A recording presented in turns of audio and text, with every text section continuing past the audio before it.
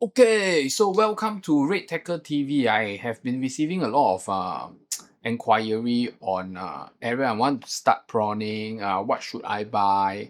I'm new to prawning. I want to have my own rod. What should I buy? Okay, so in this video, we will attend to that question. Then we'll share with you what are some of the basic stuff that we think that is necessary and what are some of the basic stuff that we think that is not necessary. Okay, so the first thing that you need to buy is a rod. Okay, a rod. So this is a rod. Okay. Okay, so first of all, I want to explain our prawning rods are all sealed, are all new. So when you buy from us, you can rest assured that nobody come here and try to swing, try to bend, and then later damage the rod blank which cannot be seen. Then you prawn halfway, you break. So in our in our shop, all the rods are sealed, are new. So if you want to buy the prawning rods, okay, you don't know which one to choose, I'm going to do another video to share with you. But don't ask me whether you can come to the shop to test the rod or not, because all the rods are sealed. Then if you don't know how to buy the rod, what rod to buy, watch the next video because I will share with you over there, okay? So all the rods are to purchase online, all the prawning items are to purchase online. Because let's say later on you want to purchase a pre-tie rig, everything, we need to tie for you. So everything is to purchase online. If you purchase already, you want to take it fast. Example, you want me to put inside our self-collection kiosk, the locker. Just choose self-collection kiosk. We'll put it in the locker. You can come and pick it up anytime, 24/7. The locker don't close one. You can just turn up to the building, go to the locker. We'll give you the pin. You just open and take 24/7. Okay. So first of all, you need to buy your own rod. Okay. Go and watch the video on how to choose a rod. Okay. So here I'm not going to talk about rod. Next. One very important thing that I feel that everybody should have is the depth checker. Okay, why do you need a depth checker? Let me share with you a little bit. Is that in Singapore, right, most of the prawning shops, they are not prawning shops, prawning pond. They are pond, the depth of the pond is different. Means like sometimes they are slanted, sometimes they are here a bit more shallow, there a bit deeper. So you cannot just go to, I know a lot of you like to go to the counter, then look at the depth, then they will tell you, oh, put at this depth and put at that depth, which I don't think that is the best way lah. The best way is, let's say you want to fish this spot, you want to throw here, you want to put the float here, then go and measure the depth. Okay, measure the depth. My preference is to put the hook about 1 cm above the bottom of the pond. Okay, so you always need a depth checker. There's a lot of depth checker around. To me, this is the most usable one. This one, they have the cap one, and then the hook put inside. This metal thing will actually hold the hook.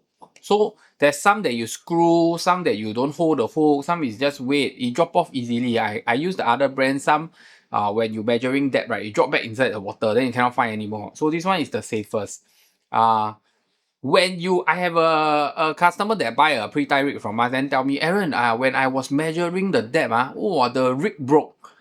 Guys, this one there's no hook, nothing lah. So you put the hook inside, there's nothing to snag the bottom. So unless you are very unlucky when you're measuring the depth, you go and pull left, pull right, and then this one snap onto a structure or rock or pipe, then you try to pull very hard, then the line will break. If not, it's impossible to break this thing. It's impossible to break your pre-tie rig, okay? Okay, so after you get these two things, rod and depth checker, right, you will definitely need the float. Okay, so for us, we recommend you to start with this thing called the upward float in Taiwan. It's just a small float, okay, not like the short float. Okay, I'm going to show you the difference. Okay, so the short float, right, will have this thing. Okay, the short float will have this thing. But the upward float doesn't. The upward float is like that. So it's easier because the upward float will just totally disappear from the water surface. So the float will float here, then it will boom, it will disappear so that you know there's a bite. This one, it may not disappear, it will just go down. So if you don't know how to look at the color and the place where which level is it at, is it there's a bite or not, then short float is not the best. I feel that the upward float is easier to use.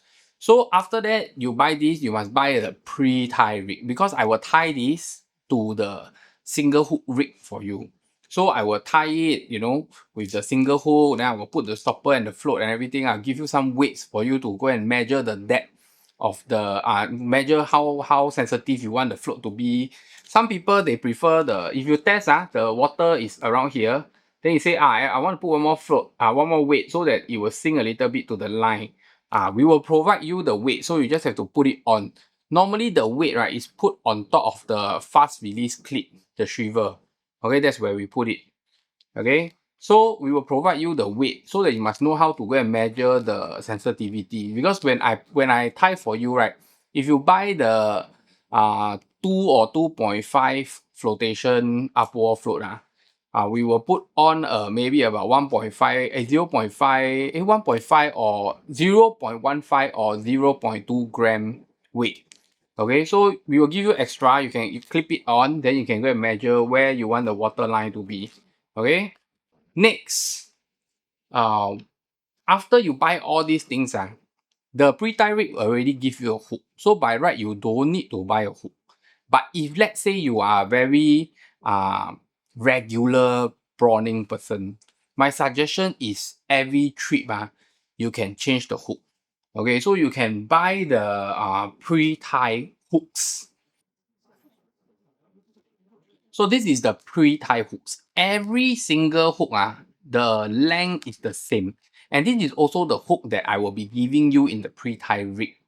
So you don't need to go and remeasure the depth if you change the hook. So let's say you change a new hook today, you don't need to go and readjust the float again because the length of the hooks are all the same.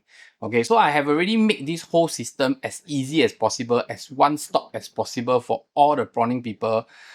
Whether you know fishing or you don't know fishing or you only know prawning, everything I already straighten it out and make it as easy as possible. Okay, so you just have to follow our recommendations and follow our stuff. As long as everything that you get is according to what is available in the shop, right, then you won't get it wrong because everything is here for a reason. Everything is created to help you make sure that everything can synchronize into one good prawning setup. Okay, so that's it for today's video. Hit the like button, subscribe button, and see you in the next episode. And happy prawning. Bye bye.